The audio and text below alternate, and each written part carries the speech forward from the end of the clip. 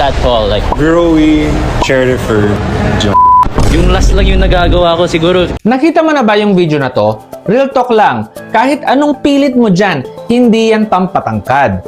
May viral na clip kung saan tinanong si Kobe Paras kung bakit siya matangkad. Ang sagot niya, pagjakol. Pero ayon sa science, walang connection ang masturbation sa growth hormones o bone growth. Height is mostly determined by genetics, nutrition, and sleep during puberty.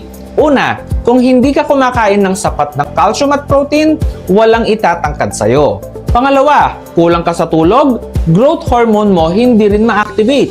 Pangatlo, kung lagi kang puyat, stress at unhealthy lifestyle, mas prone ka sa stunted growth.